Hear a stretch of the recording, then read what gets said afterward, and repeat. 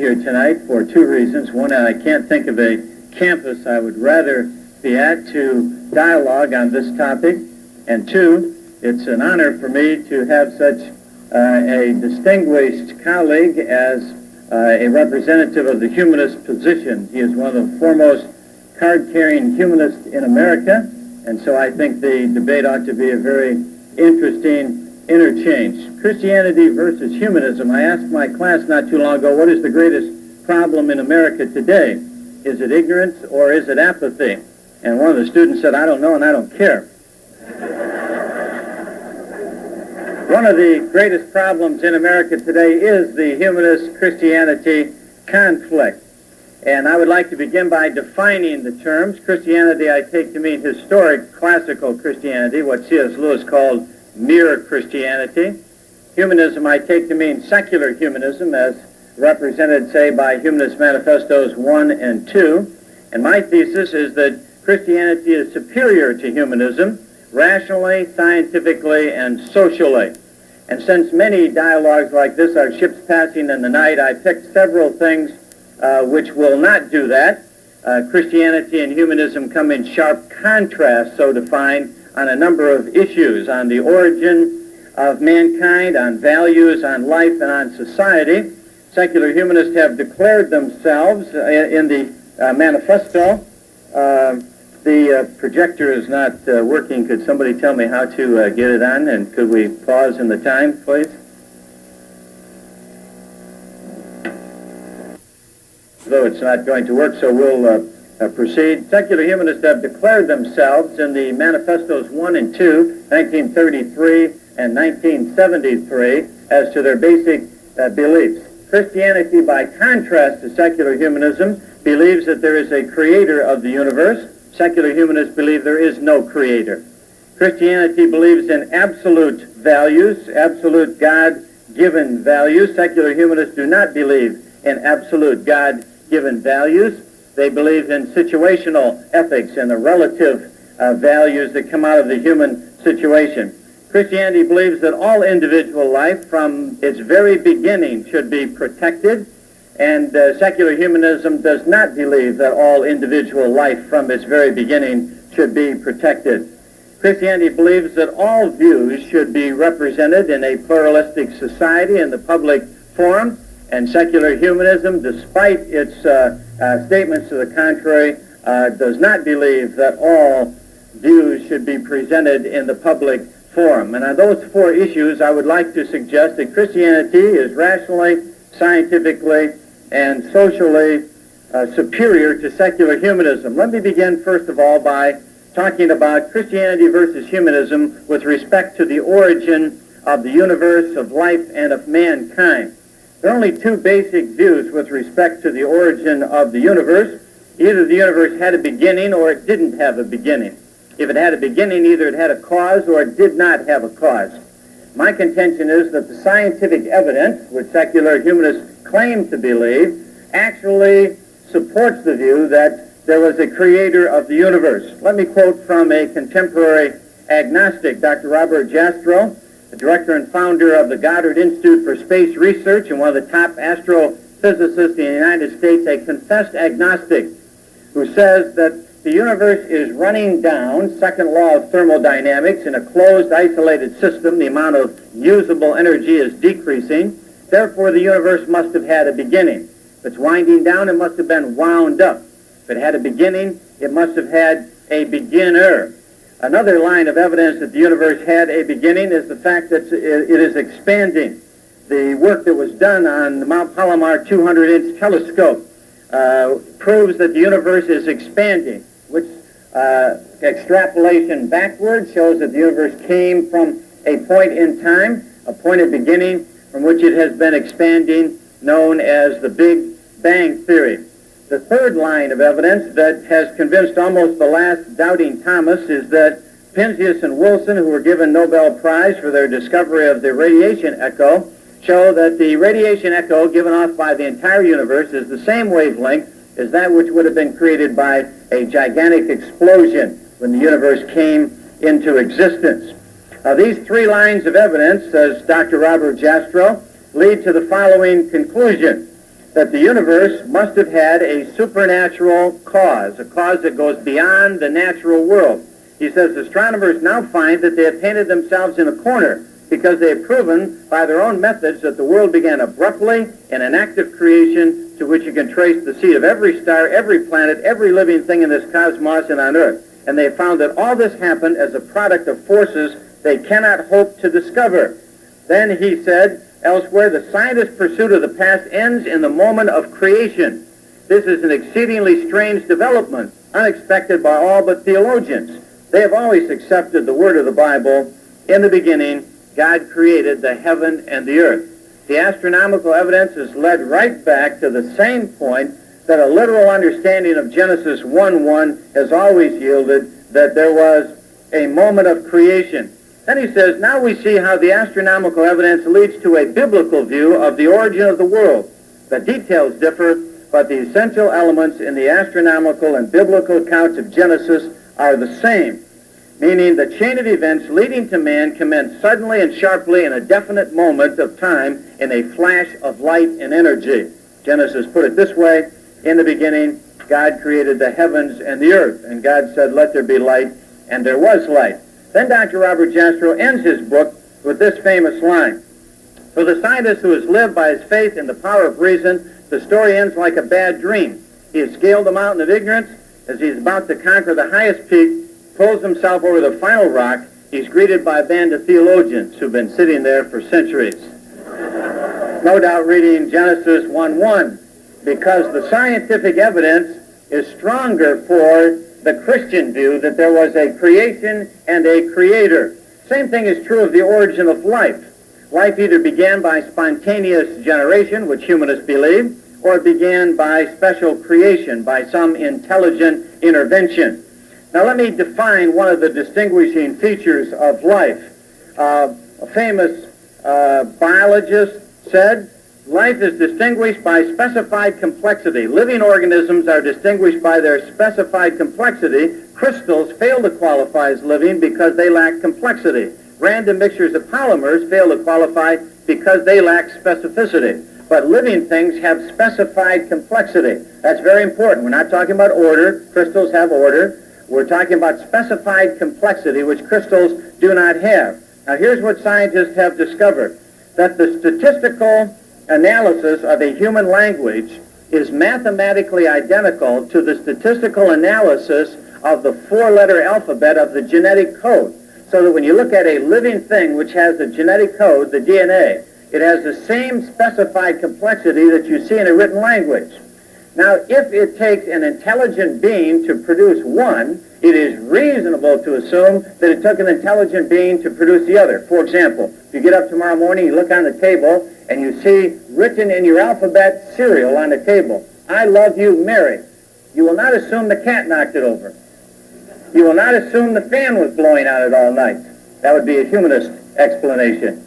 You assume that an intelligent being produced it. Why? Because it has specified complexity. How much specified complexity is there in the first living thing? There's a picture of a DNA splitting, taken by an electron microscope. Compliments of Wadley Institute of Cancer Research in Dallas. One single cell animal has enough specified complexity that is spelled out in English would fill a whole volume of encyclopedia. Now I ask you, is it more rational to believe that Webster's unabridged dictionary resulted from an explosion in a printing shop, or that some intelligent being produced it? A single cell animal has that much complexity in it. In fact, if you were walking by Mount Rushmore and you saw that, would you conclude that was wind erosion, water erosion, or would you conclude an intelligent being produced it? Seems to me that it's far more reasonable to believe that there is a creator of the first simple living thing. Carl Sagan, who is listening for one single message from outer space in the SETI program, there's a telescope in the Caribbean, there's one at Harvard, and they're tuned to outer space. What are they listening for? E.T. What is E.T. going to say? Going to give a single message. And when they get a single message from outer space, they will conclude they're intelligent beings. Why? Because the message has specified complexity. You can tell the difference between static and an intelligent message even if you don't know the language. Now, if a single message from outer space is grounds to conclude there's an intelligent civilization, then certainly the specified complexity in the human brain, which Carl Sagan says equals 10 to the 14th bits, some 20 million volumes, as many books in all the large libraries in the world put together, that's how much specified complexity exists in the human brain. It is absolutely unreasonable, it is unscientific to assume that man came from blind forces such as secular humanists say that there was no intelligent creator. The scientific evidence points to an intelligent creator of the universe and of life and of man, and this is a far superior explanation to that given by secular humanists. Now, there are certain moral consequences, and I'd like to turn to my second point. The Christian view of values is superior to the secular humanist view of values. In fact, it was Nietzsche in his book Gay Science in 1882 who said, God is dead, God remains dead, and we have killed him. As a result of that, Dostoevsky put it this way, if God does not exist, everything would be permitted. Jean-Paul Sartre, famous existential humanist, in the last line of his book, Being and Nothingness, said, it doesn't matter whether you get drunk or go out and lead the nations. There is no ethical significance to acts. We create all of our own meaning. Now I would like to contend that the best summary of the last 2 centuries is that God died in the 19th century and that man has died in the 20th century. Or more properly put, man killed God in the 19th century and man is killing man in the 20th century. And that a direct consequence of accepting that there is no God, that man is just an animal and he's evolved by purely natural processes, is the abuse of mankind that has occurred. And that secular humanism is responsible in large degree for this abuse of mankind and is not humanist at all, it is anti-human. Let me give you one example of Hitler taking Darwin's conclusion and carrying it to the ethical consequence of weeding out the inferior races. The subtitle of Darwin's book on the origin of species is a racist subtitle. Talks about superior races of mankind. Hitler said, well, if evolution has produced the superior race, and if evolution weeds out the inferior races, why can't we use the model of evolution as our ethical basis and weed out the inferior Jewish race? With that, he killed 6 million Jews. Now, humanists have put it a little differently, especially American humanists, many of whom would deplore some of what Hitler did, but the same logical consequence follows. In the Manifesto 1, 1933, and 2, 1973, secular humanists declare that ethics is relativistic and situational. There are no absolute God-given moral values. Christians believe that God made man in his image and likeness, and that it is an absolute obligation to protect human life, all individual human life from the very beginning. But humanists affirm that moral values derive their source from human experience. They're autonomous and situational. And in the area of sexuality, they suggest that we should be opposed to certain orthodox creedal statements, referring, of course, to Christianity, and that we should favor, notice, abortion, euthanasia, among other things.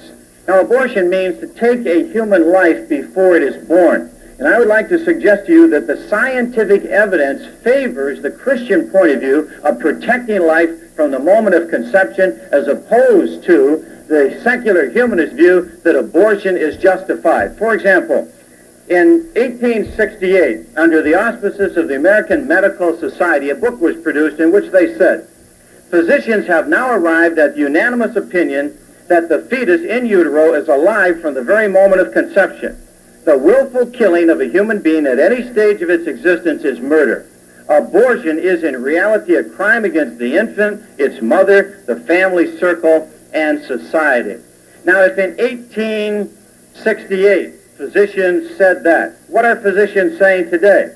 We had a subcommittee hearing before the United States Congress on April 23rd, 1981. Virtually every one of the experts in genetics and fetology said that life begins at conception. They quoted sources from all over the world. I have only a few here before you. Notice what they said. It is not a matter of metaphysical contention. It is a scientific fact that life begins at conception. to accept the fact that after fertilization has taken place, a new human being has come into existence is no longer a matter of taste or opinion. Now, every humanist is entitled to his own religious opinion, but I am concerned with scientific fact, and the scientific fact is that life begins at conception. Dr. Jerome Lejeune, one of the famous geneticists in the world, said, "We now know what it feels. We have listened to what it hears, smelled what it tastes, and we have really seen him dancing full of grace and youth. The human nature of the being from conception to old age is not a metaphysical contention. It is plain evidence." What is the evidence? What have secular humanists encouraged in the light of their view that abortion on demand is acceptable? Between 1973, Roe v. Wade, and 1986, we have killed 20 million unborn Americans. Now I ask you, is that human? Is that humane? Is that the kind of value that we want to perpetuate in our society? Just to get a picture, Hitler only killed 6 million Jews. We've already killed 20 million Americans. That's 4,100 a day, one every 20 seconds in the United States. Never send to ask for whom the bell tolls. It tolls for thee. We only killed 1.2 Americans in all the wars put together in the history of the United States for 200 years. We've only killed 56,000 in the Vietnam War, American soldiers dying in the line of duty. We've only killed 2.4 million in all the traffic accidents in the last 83 years. And yet we have killed 1.5 million every year in the United States by abortion. What are we talking about? Here's the cover off of Life magazine. Is it vegetable? Is it mineral? Is it human? We know it's human. It's genetically human. It's functionally human. The only thing birth does is change your method of feeding and your location. Changing your location doesn't change your human status. And yet, in spite of that, in America, you can do this in the name of advanced, humanistic, progressive, relativistic situational ethics. 2 twin babies who were aborted by salt poison, breathed in its lungs, burns the lungs out on the inside, burns the body on the outside. 4,000 babies are killed each day. Or another method, you can take the babies and tear them into pieces and then suck them out of the womb with a vacuum cleaner, 29 times as powerful as that used to clean the carpet in your house. Not only that, but in America today and in the world, in the name of humanism, we are engaging in human experimentation on these little babies. We're taking these tiny little babies, born alive by hysterotomy abortion, and experimenting on them, cutting their chest open, taking their hearts out, see how long they'll beat on the table, taking organs from them, transplanting them. One doctor cut off the heads of 12 babies 6 months after Roe v. Wade in 1973, cut off the heads of 12 babies, put something into their head to keep blood pumping, kept the heads alive, and experimented with them. I ask you, is this human? Is it humanistic? Abortion leads to infanticide, and infanticide to euthanasia. None of us is free from this humanistic influence. Notice abortion, infanticide, and euthanasia. Same patient, same arguments, and same result. Paul Ramsey said there are many good arguments for abortion, but there are all also good arguments for infanticide. And Joseph Fletcher said abortion is prenatal euthanasia, and euthanasia is postnatal abortion. I would like to appeal to you. Who has the more scientific explanation for the origin of the universe? Who has the more humane view of human values? Who has the most kind and acceptable view of human nature? Is it the Christian point of view, the Judeo-Christian point of view that was manifest in our culture and in our Declaration of Independence, or is it a secular humanist point of view? Thank you.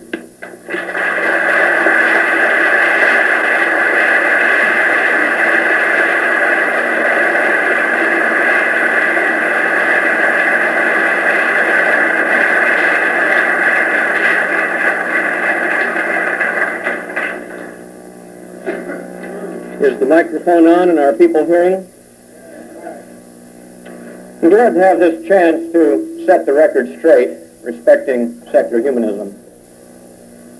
Secular humanism is a worldview based on philosophical naturalism, which, in the memorable words of Ernest Nagel, maintains the existential and causal primacy of organized matter in the executive order of nature. What that means is secular humanists affirm the world of daily empirical experience and of scientific inquiry, and do not affirm any other world, any better or so-called spiritual world. In short, with respect to all the gods of all the religions of the world, secular humanists are either atheists or agnostics. But do not assume that this is as negative as you think. No agnostic means to profess ignorance of something that is known, and no atheist intends to deny existence to something that is known to exist. Atheism and agnosticism relate not nearly so much to the world as they do to what other people have to say about the world. Let me give you an example. I recall for the first time in my boyhood state of Michigan seeing it snow as a very small child. Out of a threatening, dark, angry sky, millions of little white things began to flow down, or to fall down, and someone told me that Mother Goose was picking her goslings. I was amazed. Those were feathers. I am now an a-goosist. I deny categorically that Mother Goose has anything whatsoever to do with making it snow. Now, there are some of you here in the South who don't know much about snow and have very open minds, and I suspect you might be called agnosto-goosists. And there are others of you who have kept your faith and are goosists. Now, the same thing is true with Jack Frost. I am an A-frostist. I deny that Jack Frost, with his little palette of colors and his little brush, goes out in the fall and makes the leaves turn color. Those of you who don't know much about botany may be agnosto-frostists. And those of you who have kept your childhood faith are doubtless frostists. Now, it's exactly the same way with the Jehovah of the Old Testament. The Jehovah of the Old Testament is a conception as ignorant as the people who created that conception. Those of you who deny that there is any such being are atheists, of course. Those of you who don't know, who wish to keep an open mind, are agnostics, and those, like my opponents, who have kept their childhood faith, are, of course, theists. Now, it may alarm you or disturb you that somebody would put the Jehovah of the Old Testament in the same category with Jack Frost and Mother Goose, but they have much in common. All three are human conceptions. All three have some meaning but no known reference. And all three are explanatory fictions. The more you know about this universe and its complexities, so nicely described earlier, the more you know about this universe, ranging from astronomy to zoology and back again, the more you know the God of the Old Testament is too ignorant to have created this world, too incompetent to sustain it, and too mercurial of temperament to care very much about it. Now, if one is going to deny any other world than the world of empirical experience and of science, if one is going to deny the supernatural, then one simultaneously is going to deny the sacred, and is going to contend that the only properties that objects have are natural properties. There are no sacred properties. Now, it just happens that the best definition of religion is Durkheim's. Durkheim defined it as a system of beliefs and practices relative to sacred things, belief in which unites the believers into a moral community known as the church. Secular humanists either deny that there is any sacred dimension or hold in doubt any claims that there is. We accept no sacred being, worship no sacred being, and take no orders from any sacred being. Unlike Christians who belong to a welfare religion, always hands out, asking for something, asking for moral responsibility to be abolished in the past, asking for forgiveness, asking for cleansing, asking for redemption, and most egotistically of all, asking for everlasting life. We ask for no such things.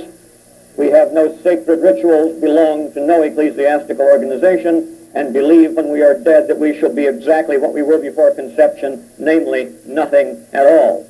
And yet I noticed that my opponent flipped the word religious in there at one point. Some religion, Brother Geisler, some religion. Every honest person here knows I'm talking about irreligion. The second component of secular humanism is that it relies upon the scientific method to provide the best information we have about the world. I did not say the only, I did not say sacred information, I did not say infallible information, I merely said the best information we have about the world. And in point of fact, in every advanced nation of the world, technically speaking, science is now the dominant mode of knowledge. Hasn't always been so. 700 years ago, when my opponent would have felt much more at home, theological knowledge was the dominant form of knowledge in the world. 150 years ago in Germany, philosophical knowledge was the dominant mode of knowledge in the world. But in all advanced, technically advanced societies, science is now the dominant mode of knowledge in the world, and it gives my opponent and people like him fits, because scientific method is godless. You can find that out for yourself very easily. No one has to presuppose anything whatsoever about a deity to commence the kind of critical observation that leads to scientific discovery. There is not one single divine variable to be found in any of the experimental groups which are being manipulated against some control group.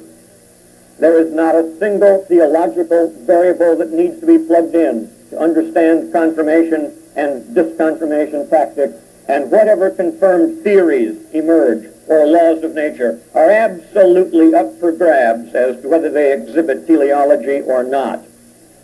The dominant mode of knowledge in the modern world, like it or not, is godless. Well, if you can't fall back on science to defend your position, what do you fall back on? Well, the first thing you fall back on is the specious use of reason, which I shall address myself to when it comes time to rebut. If you can't use science and you can't use reason to maintain your position, well, then next you fall back on faith. But all of you who know your dictionaries well will know that the relationship of faith to credulity is such that the stronger your faith, the greater your credulity, and the higher your gullibility. If you rely on faith in something called an objective revelation, well, then you're very gullible indeed. Oh, yes, I know the Pope is in contact with the Holy Ghost. I know Ezra Taft Benson is in daily contact with the God who inspired not only the Bible but the Book of Mormon. I know that Oral Roberts has just learned that he's going to die in a few weeks if he doesn't raise $4 million. And I know that Jim Jones received a revelation that his disciples were to drink purple Kool-Aid.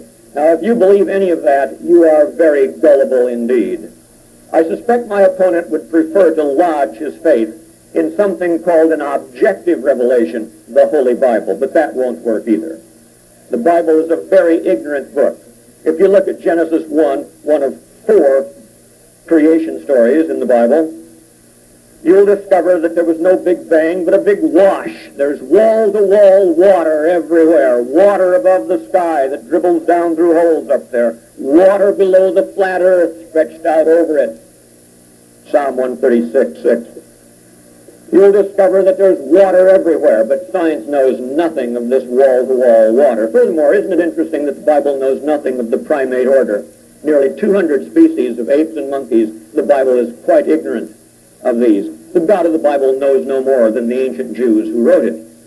And if you think that serpents eat dust, Genesis 3:14b, I suggest you make an appointment with one of our herpetologists over on Ag Hill. Then, too, the Bible is a contradictory work. In Hebrews 6:18, we're told that God by nature cannot lie. And yet, if we look at 1 Kings 22:23, we discover he sends a lying spirit to certain prophets. If we take a look at Ezekiel 14:9, we discover the following interesting word, that the Lord says, "And if the prophet be deceived, when he hath spoken a thing, then I, the Lord, have deceived him." And in 2 Thessalonians 2:11, he sends a gigantic delusion upon certain people that they might believe a lie. Well, with a deity like that, you can't tell whether you're dealing with a good God who allows evil or whether you're dealing with an evil God who allows good. The Bible is also filled with historical fraud of the rewriting of history for the sake of theological presuppositions. If you take a look at Isaiah 7, you will see a prophecy in which a young girl who has not yet had her first menstrual period, one of the lesser-known meanings of virgin, you will discover that a girl who has not yet had her first menstrual period is going to conceive in the ordinary way, And by the time the royal child she brings forth has his bar mitzvah, about 15 years in the future perhaps, a certain military threat will have disappeared. Well, whoever wrote Matthew 1:23 rips that out of the Old Testament, takes it out of context, changes its meaning, applies it to somebody to whom it doesn't apply, and tries to make it seem that Mary, the Virgin, is going to be with a child whose name shall be Emmanuel. The only difficulty is nobody ever called Jesus Emmanuel in the New Testament. It appears only once, and that is in the bogus prophecy. And so Matthew has to manufacture an angel to come and tell Joseph, call the kid Jesus, because in point of fact that's what his name was. Now what you're dealing with here is pious fraud, but that's fraud by any other name, and holy humbug is just as much humbug as any other kind of humbug. Now the simple fact is, when you take this all together, you recognize that Christian theology is scientifically unsupported and probably unsupportable, philosophically suspect at best and disreputable at worst, and historically fraudulent. Now I ask you, why should any secular humanist believe in an objective revelation in the Holy Bible? For that matter, why should any of you? Now the third point is that secular humanism believes that humanity itself is the source, center, and end of human ethics. In Bernowski's words, we are social solitaries. We are members of a social primate species. We must live in community to live well, and yet we are so intelligent, so egotistical, and have so many wants that we put ourselves in opposition both to each other and to our communities. With a creature like that, both manners and morals flow naturally. It wouldn't matter whether there were no God or a God. It wouldn't matter if there were many gods or one. It wouldn't matter if there were 3 gods in one or 10 gods in 2. Ethics and morality are natural to the human species. And to say that the human species is the center of ethics merely means the primary preoccupation of ethics is with people, not with animals, although animals could be included, and not with superhuman beings about which we know nothing. To say that humanity is the end of ethics merely means that we are the beneficiaries of our own good behavior and the victims of our own bad behavior. I recommend to you most strongly John Dewey, who recognized 3 approaches to ethics. First, the impulsive. Second, the habitual. And third, the reflective. I don't think either my opponent or I need to talk about the kind of ethics that shoots from the hip and asks questions later. Sometimes it works, most times it doesn't, and I think we can ignore it. My opponent is a representative of the habitual response to ethical problems. He is attempting to replicate the past. He is attempting to respond to ethical problems as the fathers and the fathers of the fathers and ultimately the God of the fathers responded, presumably, to ethical problems. There's much to be said for this. It's a wonderful way to teach ethics to kids, by habit. It's also true that there's much in our past that's worthwhile and needs to be preserved. But to assume that one does right by replicating the past is to assume that the past was somehow more perfect and not in need of reformation. It is also a very poor recipe for dealing with surprises in human life, because the fathers weren't very good prophets, nor was the God of the fathers a very good prophet. In point of fact, if you take this kind of approach to ethics, then you are replicating what is presumed to have been revealed to the fathers by some God who resembles very much an oriental despot or perhaps the dictator of a banana republic. Let me ask you some questions. Supposing you look up chapter and verse and tell me whether or not the Supreme Court did properly when it allowed scientists to patent new life forms, designer bugs, if you will.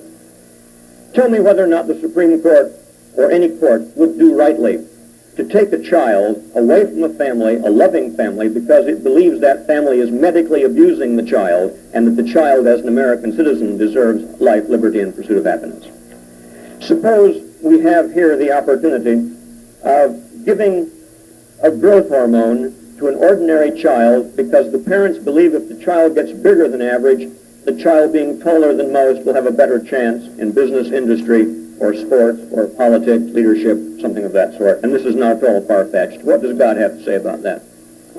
Let us think about a woman who wishes to get pregnant, whose husband cannot make her pregnant, and to avoid even the appearance of evil, she asks for an in vitro fertilization of one of her ova by a sperm or by sperm from one of her husband's brothers. What do the Scriptures say about that? What do the Scriptures have to say about 1,000 issues of a legal and medical sort taking place every day in this country, having to do with people whose lives have been prolonged far beyond the time when they normally would have died, and who now find life living hell and ask to have the machine turned off? What does God say about that? You will look in vain for all of this. John Dewey's point was not to jettison the entire past, but to try to be as scientific as possible about moral issues, to take a look at what's wrong, piece by piece.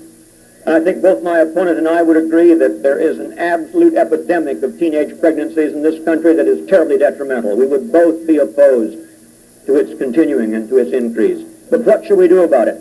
Frighten them, threaten them, play upon their ignorance? Or shall we take a look at the causes of it as best we can, try to discover what kinds of incentives, what kind of social policies, what kinds of inducements might be used to turn around a very bad situation indeed? Well, what Dewey was talking about was trying to be as scientific as possible about remedies for bad moral and social situations, and by being experimental with them.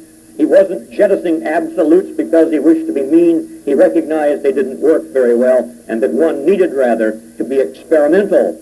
The bottom line has to do with consequences, not with some alleged moral absolute laid down by some god of some ancient people around Bedouin campfires in the past.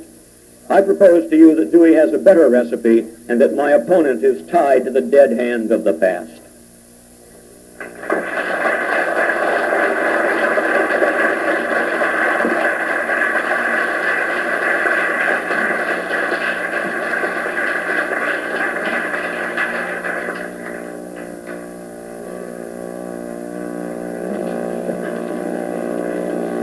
My opponent has made it very easy for me because I really have nothing to rebut. I listened for 20 minutes and did not hear him give a single rational scientific argument in favor of secular humanism.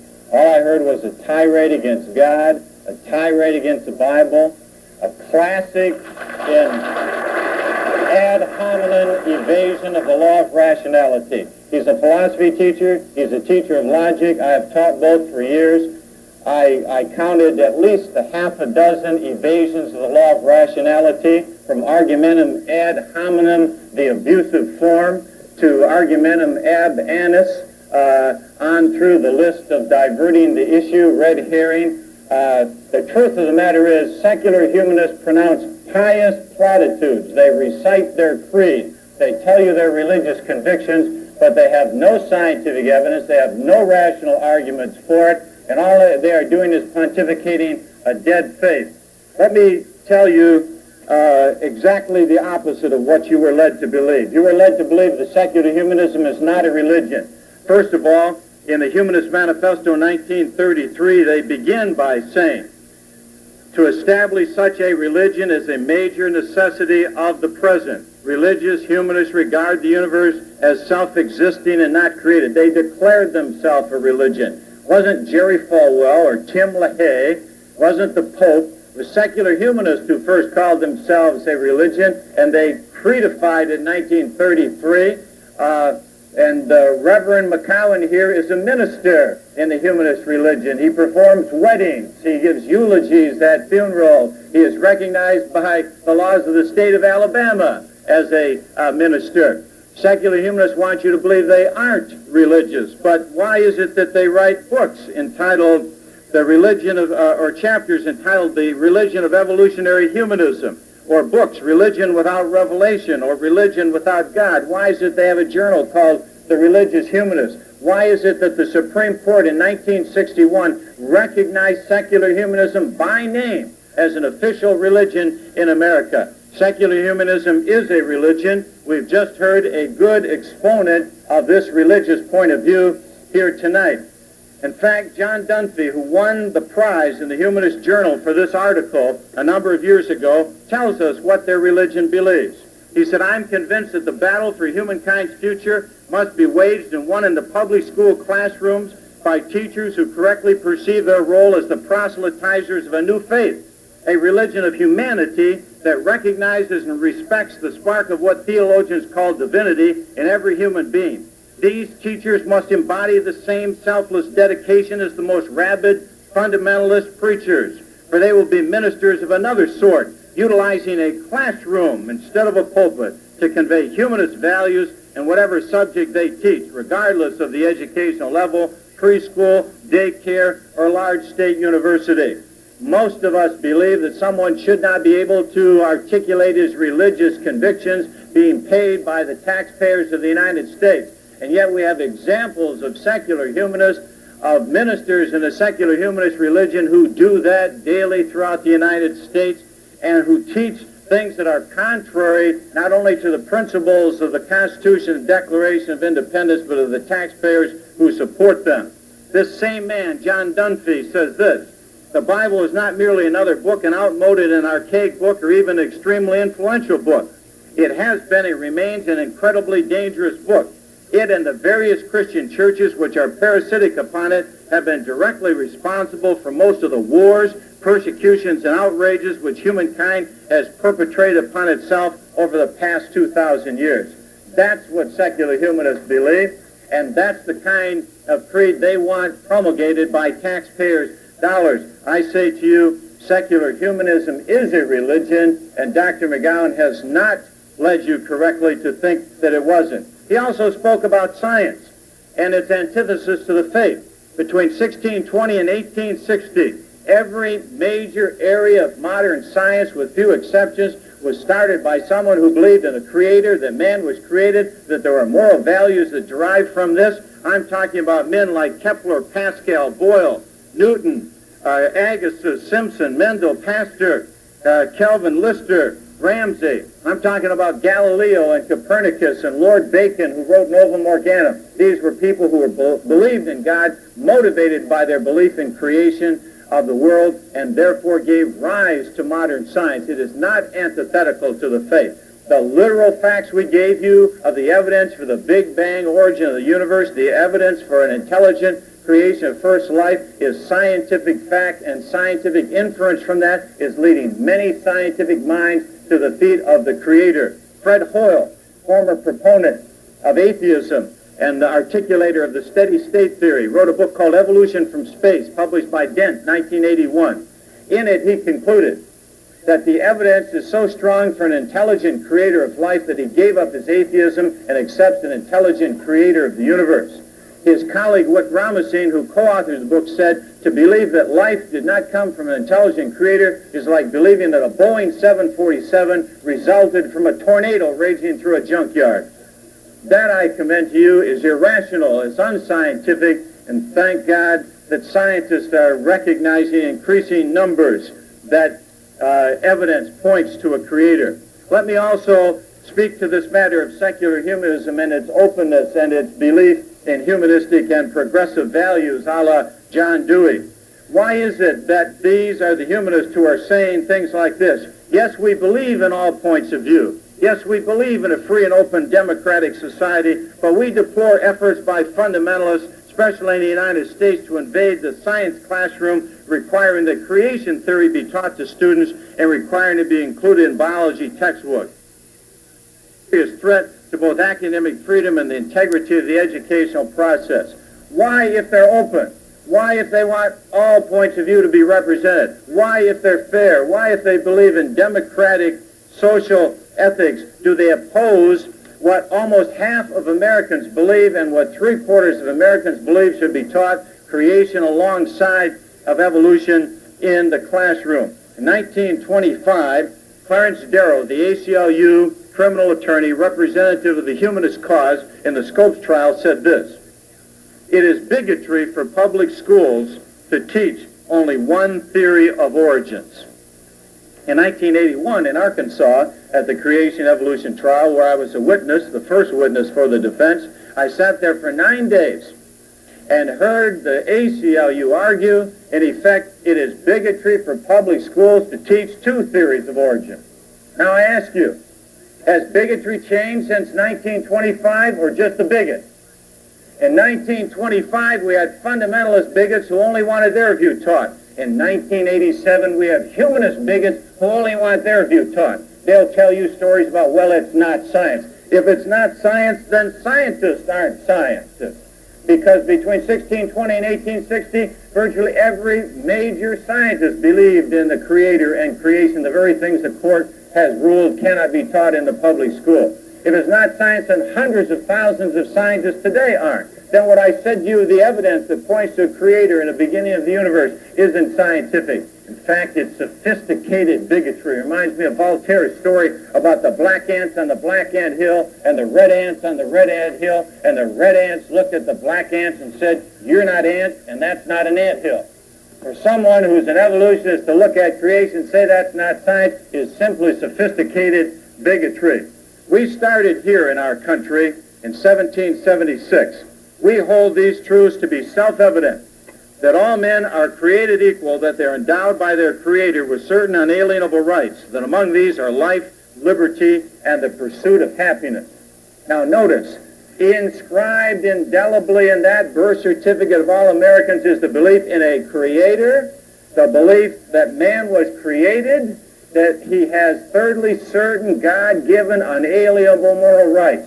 Those are the three things that secular humanists repudiate, that the manifestos say are not true. So not only is secular humanism unscientific, irrational, and antisocial, but secular humanism is anti-American. Its basic three principles are opposed to the Declaration of Independence.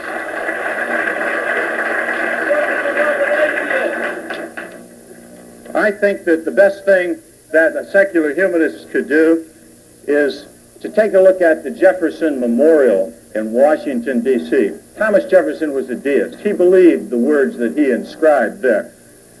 If you stand in front of his imposing figure and look out over the water at the White House and look up the pillars to the granite on the top, you'll see these words. God, who gave us life, gave us liberty. Can the liberties of a nation be secure when we have removed a conviction that these liberties are the gift of God? A Christian perspective of the Creator, a Christian perspective of man created in the image and likeness of God, a Christian perspective of unalienable God-given moral rights will preserve that. A secular humanist perspective will destroy it. Thank you.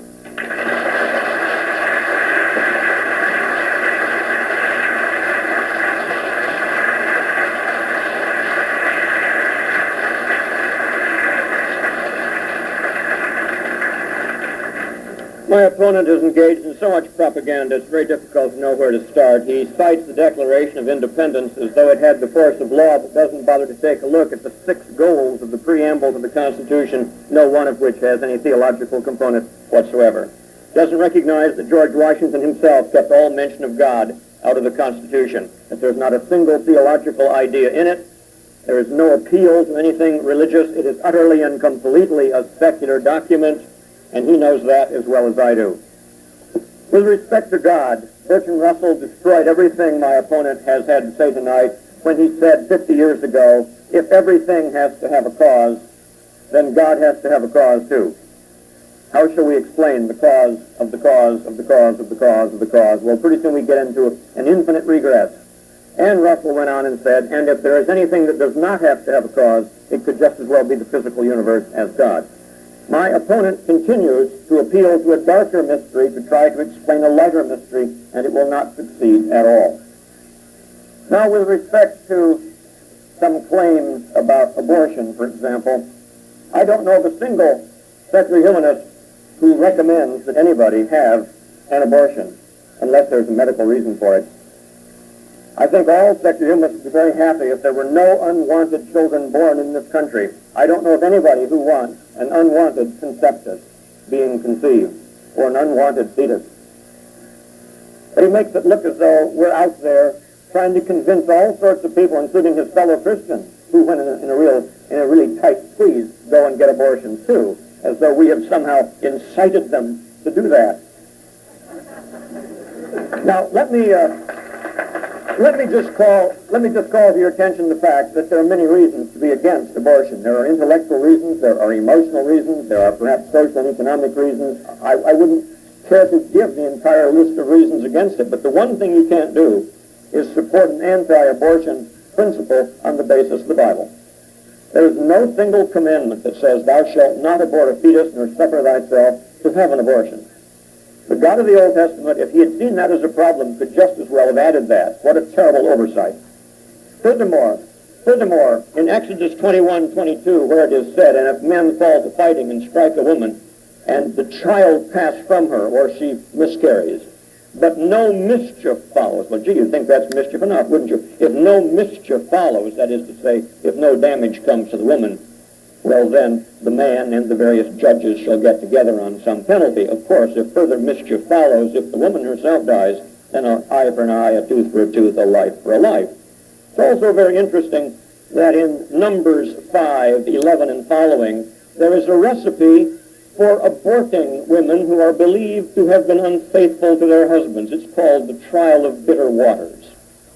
The woman who is suspected by her husband, just suspected, no necessary evidence, just suspected of having dallied with somebody else, is taken to the priest and is made to drink a certain swill composed of water plus some of the sweepings off the tabernacle floor, plus the ink that has been washed off the charge or the bill of charges.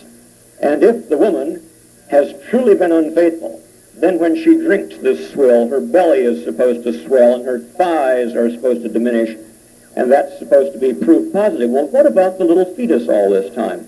Not one word about that little person that has all the rights that God meant for it to have. Your own Bible gives you a recipe for how to abort. Furthermore, Hosea 9:14 finds Hosea, that wonderful loving prophet, praying for certain women to have dry breasts and miscarrying wombs. Well, there are other things that one might talk about. My opponent is very concerned about ancient history. He continues to confuse religious humanists with secular humanists. Religious humanists try very hard to be religious about their humanism, but by and large they fail. They founder against the Durkheimian definition I gave you earlier. They don't really have anything sacred, and therefore they can't make the grade. As for secular humanists, we are not to be lumped with religious humanists. And believe me, as soon as I attend my first meeting and hereafter on the American Humanist Association, we shall sever, if I have anything to do with it, any and all ties with religious humanism. Furthermore, to keep on quoting a document from 1933 as though I were somehow bound by it is absurd. I do not subscribe to the first Humanist Manifesto. It was a botch. And there are a bunch of people who are ready to rewrite the second Humanist Manifesto because it leans a little bit too much left of center. We have nowadays conservatives and libertarians and all manner of folk who are joining the American Humanist Association, and it is completely and totally a secular organization.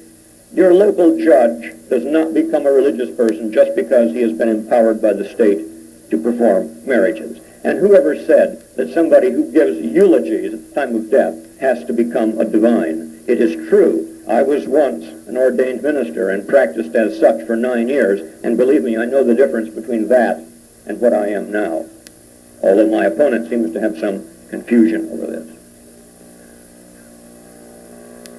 But there are many other points that he has raised, points having to do with how intolerant we are.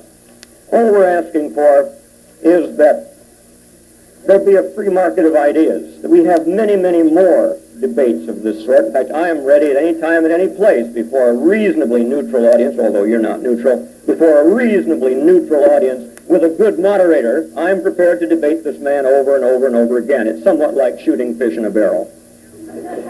Now,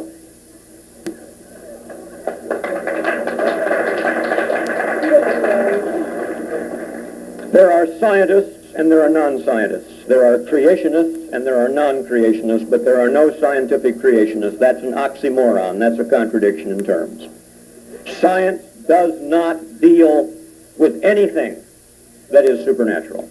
It does not imply, it does not infer, it does not involve any divine variables as it is practiced. It is utterly and completely irrelevant to cite a big, long catalog of people from 400 years ago, 300 years ago, 200 years ago, 100 years ago, who happen to be believers. Yes, most people have been believers.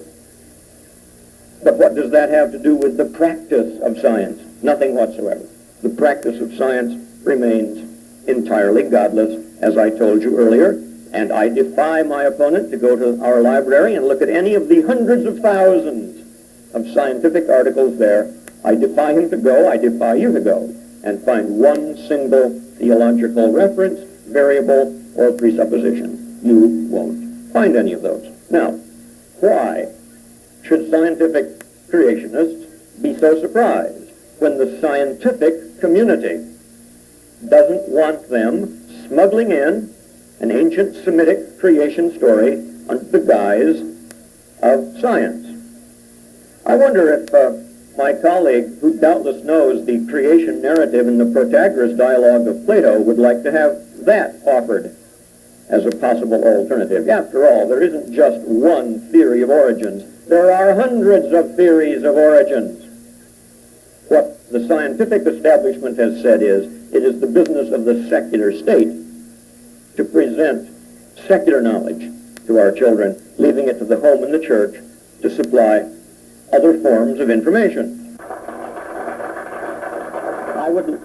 I would love to talk to you. I would love to talk to you about the creation account in the Protagoras dialogue. It's a very much better one than the one you find in Genesis in some respects. It explains some things better than Genesis explains them. Of course, Genesis 1 and 2 don't explain things the same way, and the 8th chapter of Proverbs gives a different creation story, and there's yet another one in bits and pieces of Job and Psalms, and of course in the 3rd chapter of 2 Peter, there is three-world creationism, quite a different an elaboration on creationism. My opponent has made it seem as though the creation story in the Bible is one, unique, and scientific. There is no one creation story in the Bible, but no one of them is scientific.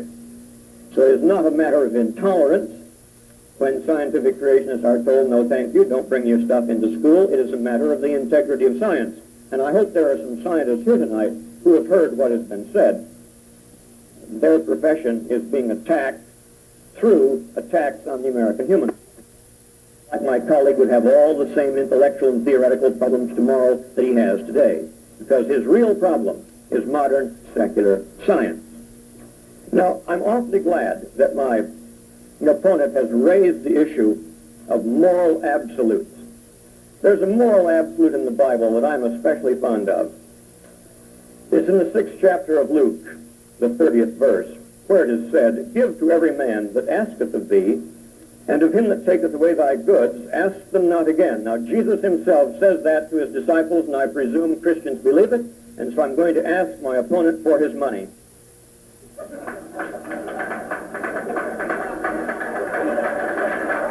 I'm going to beg him for his money. I'll get on one of my knees and ask him for his money.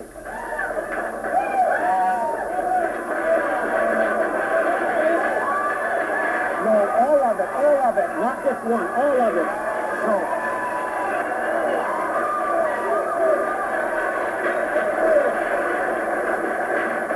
He has more than $1 in there. I'm not going to accept $1. I want everything that's in there, but I'll leave him his wallet. I don't wish to be mean.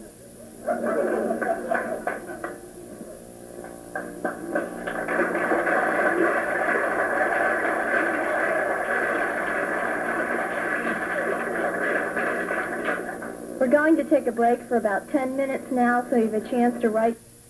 Overwhelmed by questions, so we have tried to choose some that are representative of some of the others.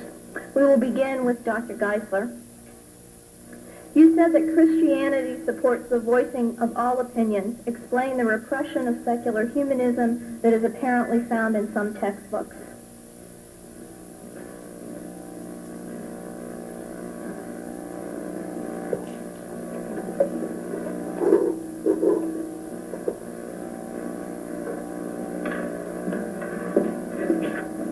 As a matter of fact, just the opposite of the question is the truth, and I recommend a book to you by New York Professor Paul Zitz entitled Censorship, Evidence of Bias in Our Children's Textbooks. He did a study of the major textbooks used in the United States, and he came to the following conclusion. I'd like to read from the book for you. He said, indeed, the word marriage, wedding, husband, wife do not occur once in these books. Nowhere is it suggested that being a mother or homemaker was worthy an important role for a woman. In the treatment of the past 100 or 200 years is so devoid of reference to religion as to give the impression that it has almost ceased to exist in America. And the book is filled with documentary cases of how the textbooks systematically eliminate a Judeo-Christian point of view and encourage a humanist point of view. A study done by two Eastern professors recently showed that of the 88% of the 300 media elite that were tested turn out to be secular humanists in their perspective.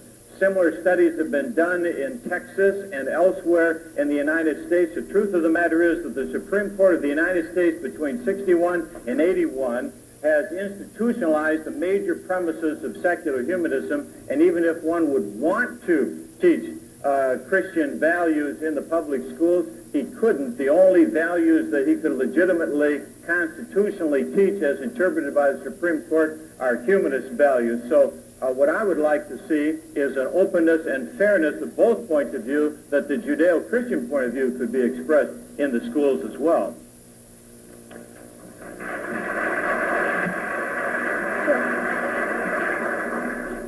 Well, I agree completely that with respect to religion, we ought to tell children the truth. And one of the things that children would learn if they were told the truth about religion is that Paul Witz's church persecuted the Huguenots, who came to the United States to escape that persecution in France. Now, it just so happens that the Archdiocese of New York quashed a Macmillan text that said the Huguenots, or many of them at least, came to the United States to avoid persecution. The Roman Catholic Church found that disagreeable, and so the book was rewritten to say the Huguenots wanted a dandy sea trip and a change of air. Now, I am willing, Brother Geisler, for us to teach the truth about religion, and your side of the story is going to be very dark and bloody. It's going to be filled with persecutions. It's going to be filled with witch trials. It's going to be filled with a great many unseemly things. I regret that the book publishers don't have the courage to ask people who know what they're writing about to write about it. They do things by committee so they can sell books that are as little offensive as possible. But if you think there's trouble in the country right now, let the truth about religion be told in the schools.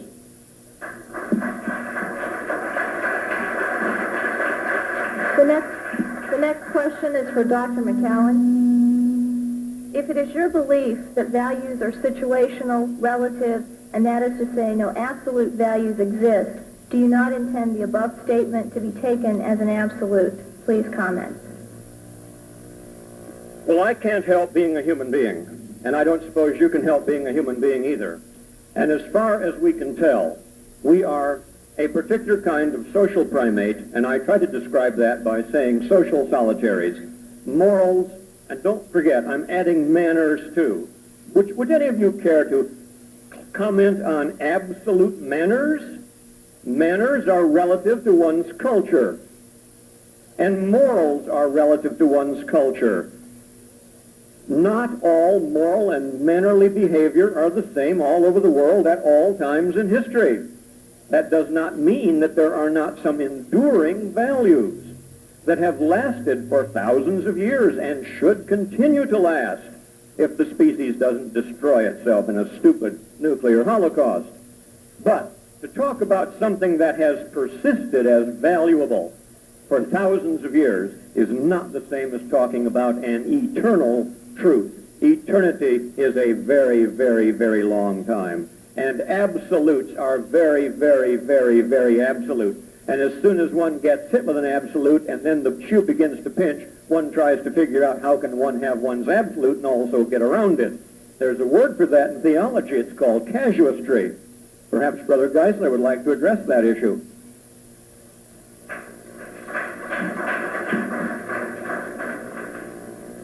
I think you got a very clear answer there, and that is that there are no moral absolutes. I think, however, that the secular humanist view is inconsistent. If you'll remember, just a few moments ago, Dr. McCowan said to us, no unwanted baby should ever be born. That's an absolute. No, never are absolutes. Now notice the absolute there has to do with the taking of life before it has a chance to speak up for itself, so there's no free speech. Humanists are against free speech of the unborn. They're against rights for unborn women. 2,500 of the babies that were killed today were women, so those women will never have any rights. In the name of humanism, they're against rights for unborn women. They're against free speech for the unborn. They're against the life of the unborn, all because someone wants to kill them. Listen, there are a lot of people after they're born that people don't want. Should we kill them? There are a lot of older people that aren't wanted. Should we kill them? That's the logic of humanism. You give up God-given absolutes that say you're made in the image and likeness of God, and there's a God with whom you have to do, and you're going to stand judgment before that God someday. You give that up, and that's exactly where your ethical position leads you.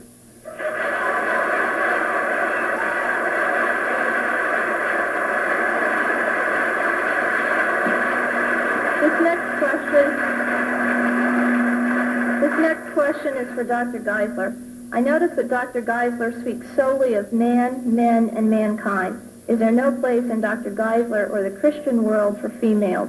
Is Christianity as sex-biased in its language as Dr. Geisler?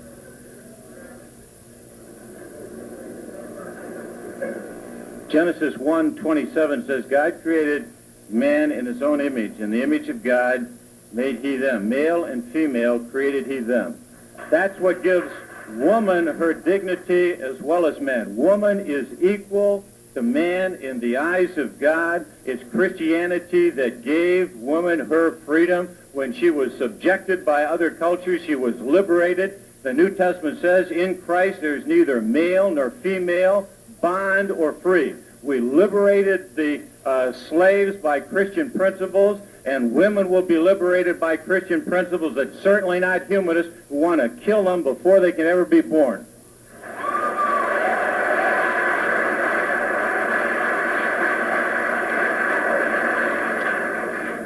The God of the Old Testament, who is the same as the God of the New in point of fact, is a male, a father, a king, a judge in a capital case, one who prosecutes or shows mercy as he sees fit, and is the executioner of those who are born in original sin and with total depravity. That is Orthodox Christianity. And I'm sorry, girls and women, you are going to continue to be second-class citizens if you persist in this religion.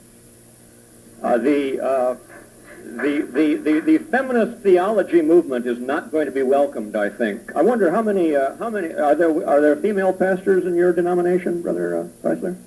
Do you ordain them? Well, there's a step ahead right there. I don't see any precedent for this in the Bible anywhere. I wonder if his values are becoming relative.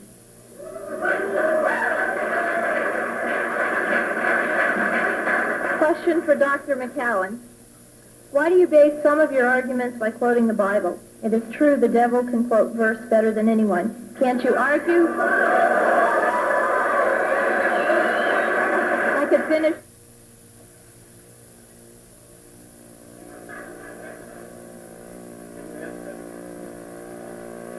Okay, the question again. Why do you base some of your arguments by quoting the Bible? It is true the devil can quote verse better than anyone. Can't you argue for humanism without using the Bible?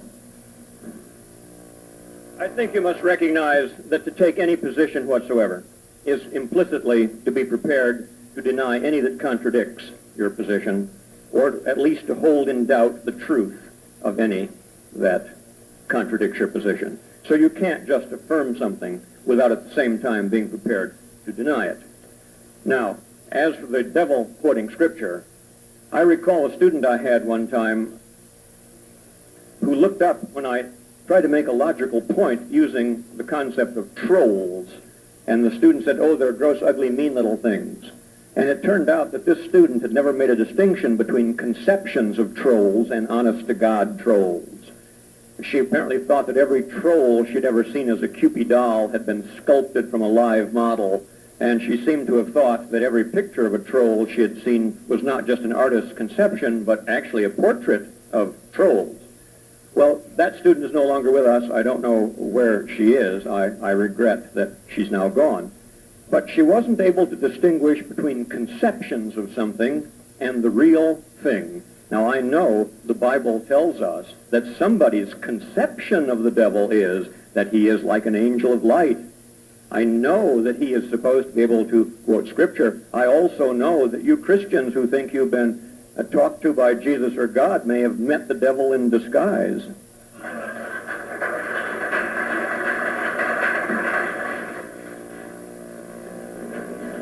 I think you should notice that with respect to quoting the Bible, on several occasions, Dr. McCowan misquoted the Bible. Numbers 5 is not a recipe for abortion. It is an ancient truth test. That is a misquotation of the Bible.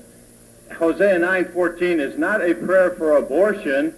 It is prayer for miscarriage. That is a misquotation of the Bible. Exodus 21:22 does not say that a woman had a miscarriage.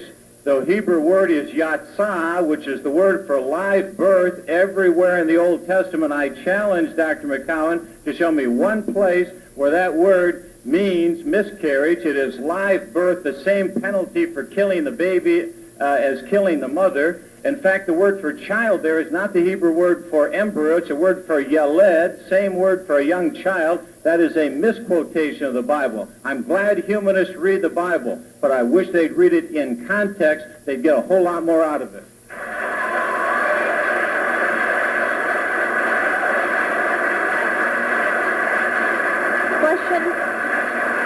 Question for Dr. Geisler. This is a question for Dr. Geisler. If Christianity has access to ultimate answers, why has their God failed to reveal himself to the majority of humans?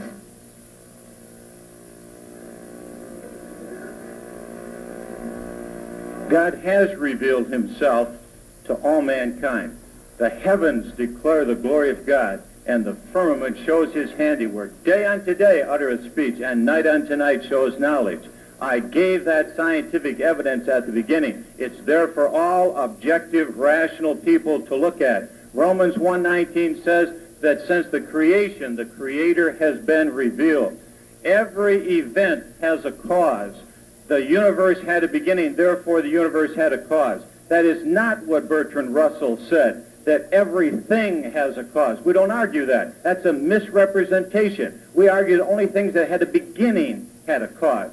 If it doesn't have any beginning, it doesn't have a cause. The atheist believed once that the universe was eternal and didn't need a cause. If the universe can be eternal and without a cause, then certainly God can be eternal without a cause. What's sauce for the goose is sauce for the gander.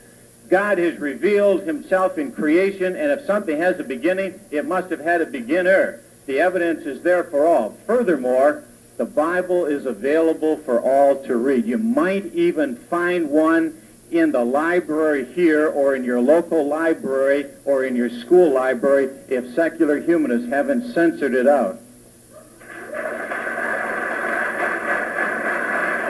Or you might come to my office where I have 10 or 12 in several different languages, and you would discover that all translations, except for the King James, that all translations, the modern language, the Living Bible, and others, are quoting that passage from Exodus exactly as I gave it to you.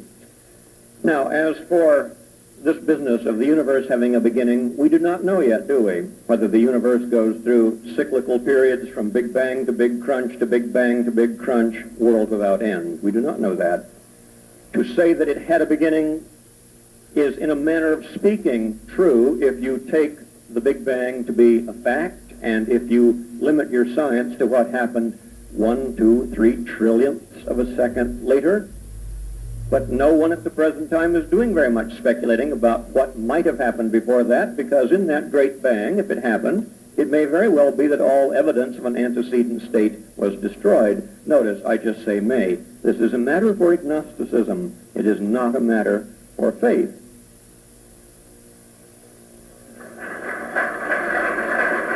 Question for Dr. McCowan. How do you explain that God's Bible, which states creation concurs perfectly with the first 3 laws of thermodynamics, which states everything is heading toward a disordered state of being?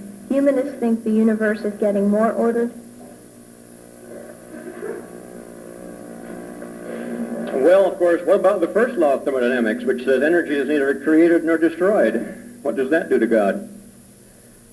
Now, with respect to the second law, it may very well be that on a universal scale, there has been a tendency toward disorder, but there are islands of order. They're taking place all around us. Every time a drop of water turns to a snowflake or freezes, disorder is becoming more ordered.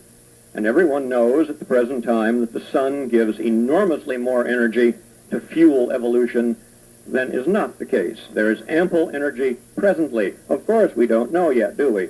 Whether there was an original Big Bang followed by continuous expansion, forever and ever and ever, ending in a kind of dismal, cold, disordered universe, or whether there is going to be at some time a gravitational force bringing all matter back together to a singular point, at which time the existing laws of physics as we now understand them would at least be reversed in some cases and might perhaps be abolished. Once again, we have an issue here which is not fully comprehended, and in such situations, suspension of judgment until better data comes in is recommended, not a matter of faith. Those of you who leap into this business about faith somehow think your souls are tied up with what you believe in this. You have an angle. You think there's something to gain. You think you're going to get to live forever because you believe something correct about cosmology, and I think you ought to question that belief.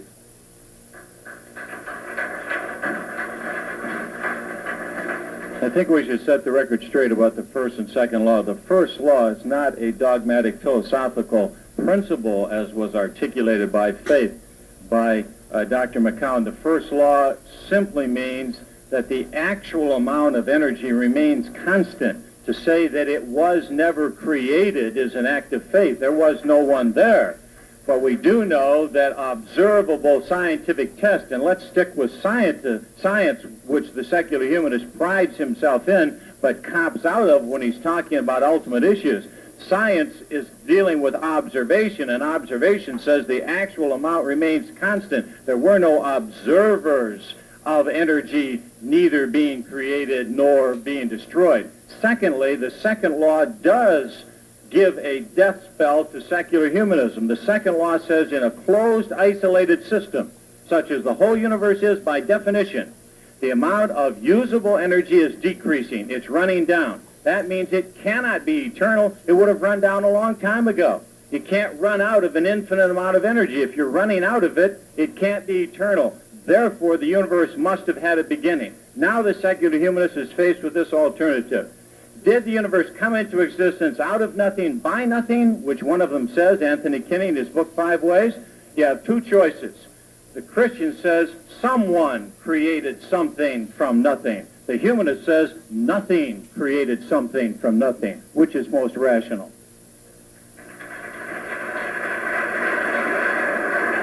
Dr. Geisler, if Christianity supports the protection of human life from conception onward, why do a large percentage of conservative fundamentalist Christians support the death penalty?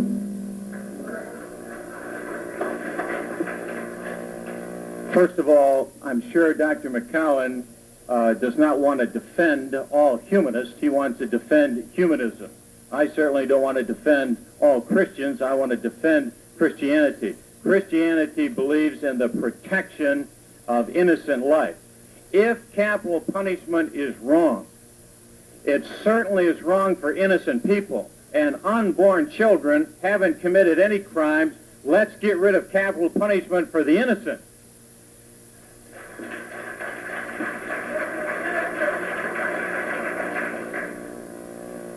I'm very happy to hear my opponent say that he does not wish to defend all Christians. There is no one Christianity. There are many Christianities related, and he should not be held to defending all. And he has not spoken for a large number of Christians on many points tonight.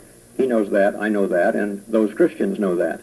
And I'm quite glad that he gives me the privilege of not having to defend every Christian. Every humanist. There are humanists who are left of center. There are humanists who are right of center. There are some humanists who do not believe in capital punishment. There are some who do. There are humanists who are highly capitalistic. There are those who are somewhat socialistic. There are all different kinds of secular humanists, just as there are many kinds of Christians. I gave you the three fundamental points. I merely gave you a description. This description of, first of all, being philosophically naturalistic does not commit one to a position on abortion. And I happen to know an atheist whom I've just recently met who is profoundly opposed to abortion. Furthermore, the second point I gave you was just that we look to science. We are not, by and large, ourselves scientists. I think my colleague might wish to take a course in cosmology at Auburn with one of our thermodynamicists, and he might learn a few things about the second law that he hasn't enunciated very clearly. In the third case, I merely said that for secular humanism, ethics stems from, naturally, stems from humanity. That does not, of and by itself, tell us at the outset that any particular thing is good or any particular thing is bad. We have only our own human experience and our own intelligence to determine for us what is good and what is bad. We can't look to animals to find the answer to this, and I don't know of any superhumans to look to for the answer. Do you? We will have one last question for each of the speakers. Dr. McCowan, what is your explanation for the biblical account of the resurrection of Jesus Christ? First place, I question whether it happened or not. Just because the tomb was empty doesn't mean that somebody dead was put in it and came out alive. First of all, the New Testament is very confused about what happened at the site. Mark's gospel has one young man in white. Matthew's gospel has an angel. Luke's has two young men, and John's gospel has two angels. Now figure that one out if you can. They can't all be true because they're contrary to each other, and maybe none of them is true. Furthermore, it's very interesting that just after Jesus is given something on a sponge, vinegar or whatever, he dies almost abruptly. This is interesting because crucifixion is a very slow death, sometimes lasting 3 or more days. Was he drugged? Did he have some part in this? Did he have friends waiting? Was the young man in white standing there really an Essene, which was the typical garb of the Essenes when they went out into the world away from the monastery? I don't have anything to explain about the resurrection because, first of all, it needs to be established. If it were established, then I might have something to explain.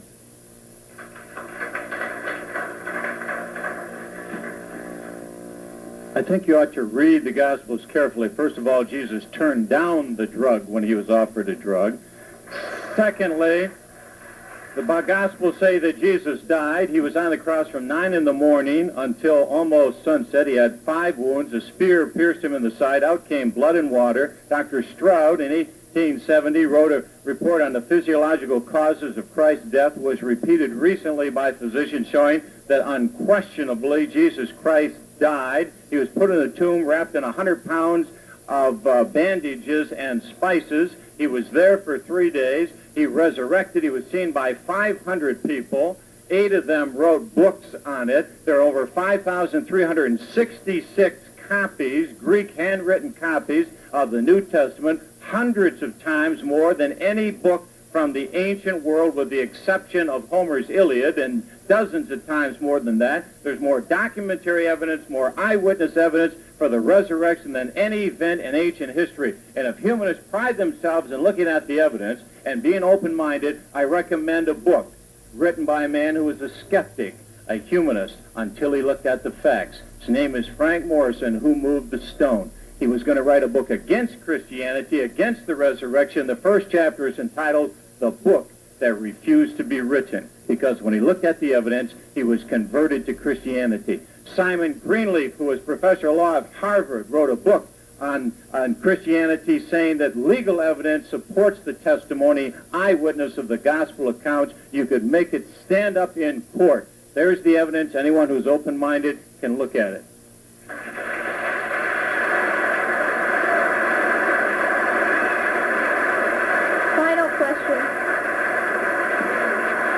Final question for Dr. Geisler. Dr. Geisler, if an African tribesman who has never heard of Jesus dies, can he go to heaven?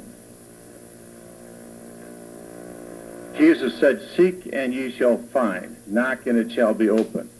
We have numerous examples of people who sought the light and were given the light. Frank Morris wrote a book on the light in Africa, of a boy in the jungle who was led out of the jungle to the light and to a missionary. and accepted Christ as his personal Savior. I was in Eastern Europe not too long ago, and a Russian girl who was seeking God was walking by a building. A Bible fell out of the building, hit her on the foot. She picked it up and read it, became a Christian.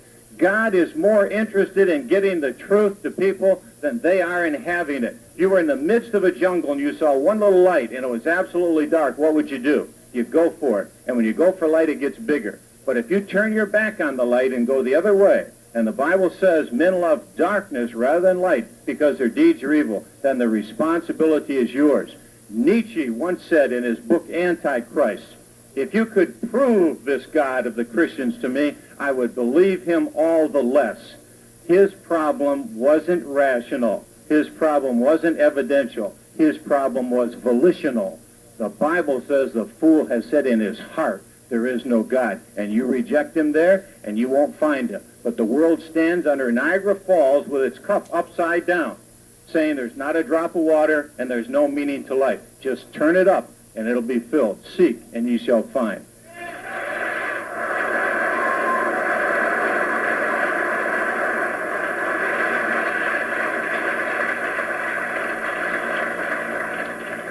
Since I don't think any African tribesman is going to be saved, I don't think I need to use all of my time on that. But then I don't think anybody in Asia is going to be saved either, and I don't think anybody in the United States is going to be saved, and I don't think Brother Geisler is going to be saved. So I'll just point out that with respect to resurrections, Muhammad rode into heaven on a horse. That concludes the question and answer section. We have a 5-minute closing statement by each of the speakers, and we will start with Dr. McCowan. One of the difficulties people like my opponent have with secular humanism is that being a secular humanist is about like having a modern secular education. It's about like having studied at a place like Auburn, perhaps even having had experience as a graduate student. It has to do with having learned something about scientific method. It has to do with using one's observational abilities and one's reason in mathematics, in logic, and in other areas. The difficulty that superstitions of all kind are having in the modern world is that same difficulty. The difficulty theological knowledge, so-called, is having is the difficulty of science being the dominant form of knowledge in the modern world. You would think that the 4,000 to 5,000 card-carrying secular humanists in this nation of nearly 240 or something over millions of people were superhuman to have done all they are accused of having done. We are just creatures of our time. We're creatures of the modern scientific age. We have taken it seriously. Other people are holding for all their worth to the way of the fathers. Their morality is the way of habit, the way of replicating the past, the way of closing their eyes to what's happening all around them, because they somehow think in that way their souls are going to be saved. We see no reason to think that we have souls. We see no reason to think that being wrong about something sends somebody into the flames forever. We see no reason to think that being right about something in a scientific sense means that one gets to have eternal bliss. We're not even thinking in the same terms. Now, people like my opponent and I, although we are both, we discovered tonight, fellow Michiganders from not more than 100 miles away, really in the way we think are as aliens from different planets. That's unfortunate because it has a sad message for our country. If scientific creationism, for example, really does find its way into our public school system, then people like my opponent, who really is a patriotic American, I'm sure, I never doubt this, is going to destroy what's left of science in the American public school. And everybody knows our science education is about the worst in the advanced world. If scientific creationism becomes commonplace in the primary and public schools, my colleagues in the sciences here will find science remedial for the first 2 years. That's a terrible waste of brains, it's a terrible waste of power, and it will make our country less competitive against the most advanced countries of the world. Scientific creationism has held us up to contempt and made us the laughing stock of the civilized world. It's a lot longer than I thought it would. I refuted the computational theory of mind 25 years ago. Dr. McGowan has said that humanism is not a religion. The Supreme Court says it is. There it is. Look at it. Torcaso case. It names them as a religion. In fact, Dr. McGowan, in his own testimony before the court here, was asked this question: do you believe in any of the 40 concepts of God? Yes, one. Which one? Spinozaism. Spinoza was a pantheist. Spinoza was excommunicated from the synagogue. They're monotheists. Spinoza was the father of modern naturalism. He wrote a book, Tractatus, in which he eliminated all miracles from the Bible and said it can't be believed. It's a religion, and you're being taught that religion here at Auburn by taxpayers' money by one of the foremost religionists in this section of the country. Notice also that the Constitution does have reference to religion. It says there's total freedom of religion. That is, freedom of religion except the Judeo-Christian beliefs in the public schools. Because between 1961 and 1981, the Supreme Court, and in one case a lower court, now before the Supreme Court, ruled that you cannot have class prayers, you cannot have class Bible reading, you cannot forbid the teaching of evolution, but you can forbid the teaching of creation. That's called open-mindedness. It says you cannot post the 10 Commandments on a bulletin board. You could put up the Humanist Manifesto, but God forbid that we should put the 10 Commandments on the bulletin board in the public school. It might scare some little kid to know thou shalt not kill or thou shalt not commit adultery, part of the problem behind the teenage pregnancy in America. We are told that unborn aren't human by the Supreme Court. The last time the Supreme Court said some segment of our society wasn't human, we had a civil war. And most people in the country have now come to recognize that that was an intolerable wrong. And it's also an intolerable wrong to say the unborn aren't human. The scientific evidence is for it. Where was the scientific evidence that humanists pride themselves in that the unborn is not human? They have their own brainwave, their own heartbeat, their own fingerprint, their own sex. It could be a boy. They are separate individual human beings. They're not an extension of their mother's body. They're just nesting and feeding there, and we're not protecting them. The only place in America, the most dangerous place in America to live today, is inside a woman's womb before you're born. And the Supreme Court is about to rule on the case that lower courts have said you can't teach creation alongside of evolution as one of two scientific theories of origin, not religious. There are many religious views, but there are only two scientific views, a naturalistic one or a supernatural one. The humanists happen to be naturalists. They want their naturalistic point of view taught. They happen to be anti-supernaturalists. They don't want the supernatural view taught. Now, is that fair to have your view taught and not the others? Take a good look at your birth certificate, because you heard him here tonight. He said that the Declaration of Independence, in effect, is not constitutionally binding. Now, if the Declaration of Independence isn't constitutional, if belief in creator, creation, and God-given moral absolutes aren't constitutional, if you can't put the 10 Commandments on a bulletin board, you can't pray, you can't read the Bible, then the only thing that seems to be unconstitutional is the very Judeo-Christian values which were the basis of our country to begin with. That reveals the hand of the secular humanists. They are religion, they are a militant religion, they are an anti-Christian religion, they are a religion that wants only their views taught in the public school. That is bias, that is bigotry, and that must be stopped.